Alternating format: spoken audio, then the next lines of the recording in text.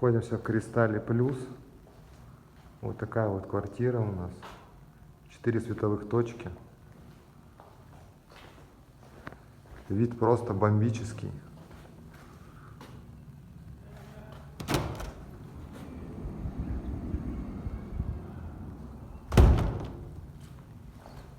Тут балкончик.